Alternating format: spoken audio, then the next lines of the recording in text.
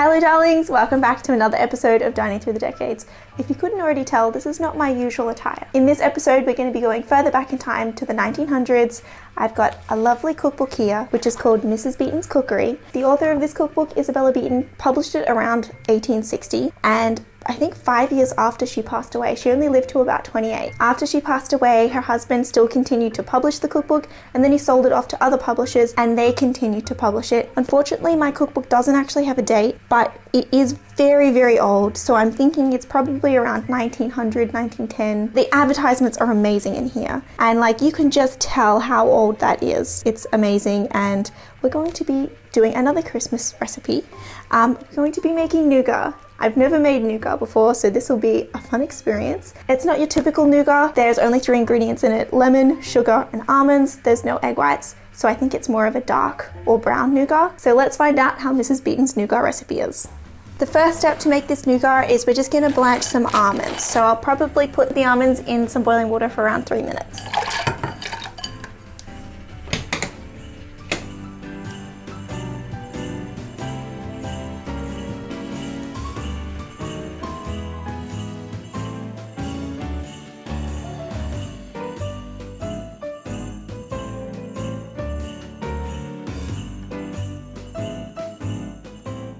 Now that the almonds are done, I'm just going to drain the water off and we're going to pop them in the oven to dry. Alright. They're very hot. I'm thinking I might peel the skins off these almonds. It doesn't actually say in the recipe, but I feel like they're just going to become tough in the final nougat because they're loose on the almonds.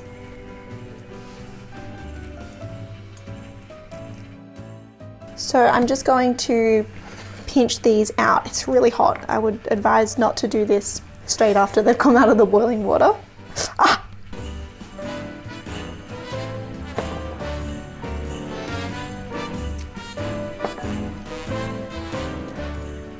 It's actually really fun. They just shoot straight out of the shell if you squeeze it on one end. Ah!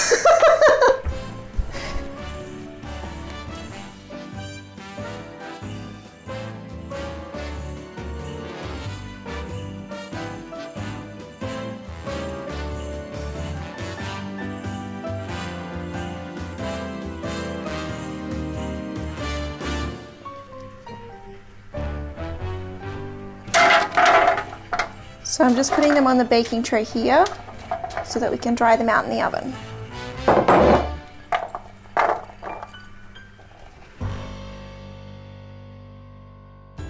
The almonds are all dried out, so let's take them out of the oven.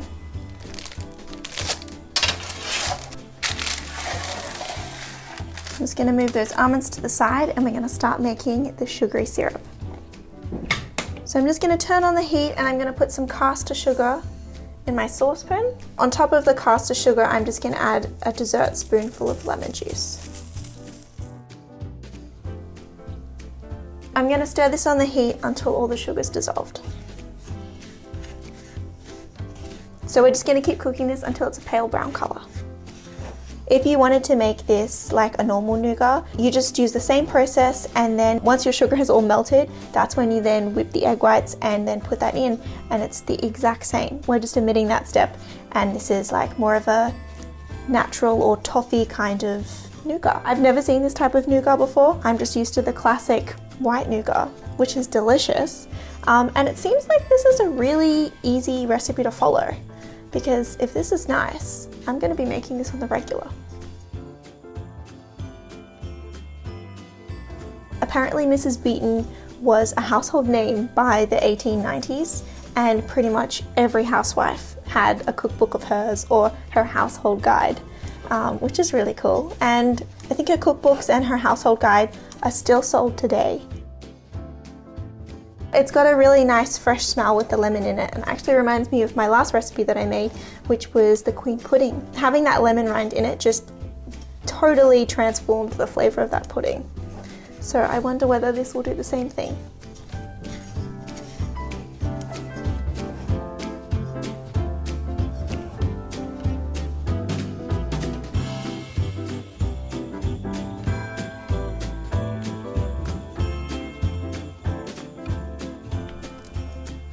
The sugar is pretty much completely dissolved, and while that's still warm, I'm going to roughly chop up some of these almonds here so that they're ready to mix into the syrup before it hardens, and then we can put it in a little dish.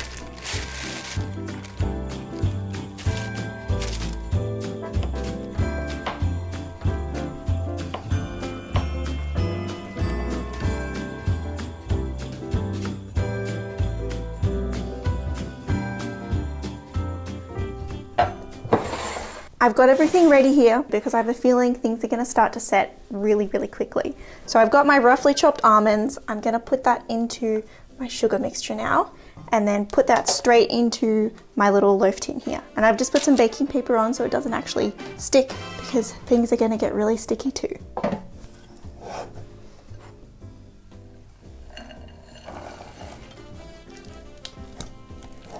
Oh my gosh, it feels like it's setting straight away.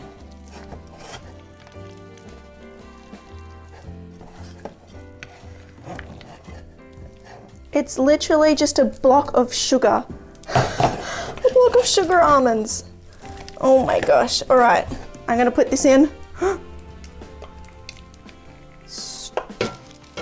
Straight in here.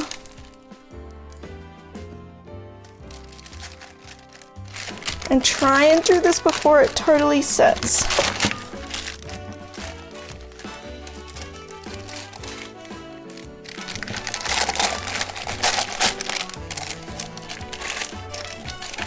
This is like working with toffee. Like it's still so hot, but it's already set completely. Oh, what does it say as well? It says turn onto an oiled slab, press it out with a hot wet knife. I don't have an oil slab, and it's already hardened. Like this is just gonna have to do, and I'm gonna press it out with a hot wet knife, mark into small squares, and when cold break them apart. So maybe I'm just gonna go in with a knife and kind of score it a little bit so that I can snap it. I'm gonna stick it on the bench here. Score, score.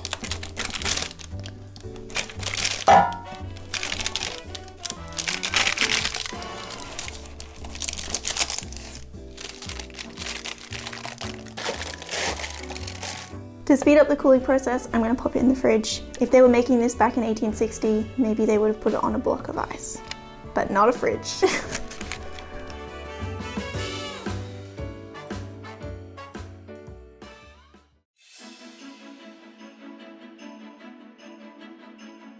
I've just taken the nougat out of the fridge.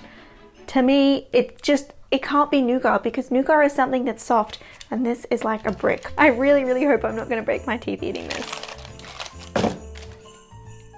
It's completely cool. I'm just gonna cut where I've scored and then we can taste test.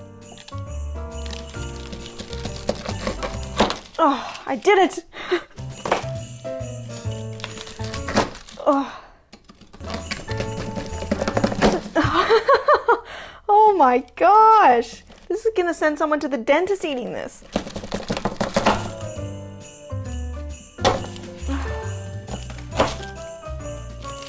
Thank goodness for scoring that because there'd be no way I'd be able to cut through this.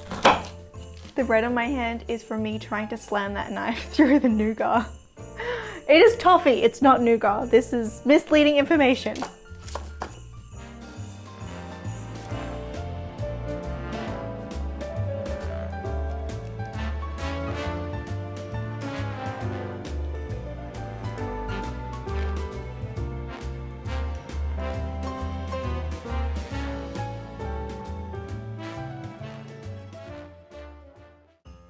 All right, let's try this very deceiving nougat. It so looks like toffee. It is, ooh. Doesn't smell like anything, it smells like sugar. You can taste the lemon that I put in the sugar. Uh-oh. It's actually nice. It has a bit of give. I thought it was going to be like biting into a brick. I feel like this is just teeth rot though. It's very sweet. It's just like having toffee or peanut brittle. It can't be good for your teeth. And I'd really like to try this recipe out with the egg whites and making it more of a soft nougat, which is probably what everyone's more familiar with because it just tastes delicious and soft and not so abrasive and hard and concentrated as this.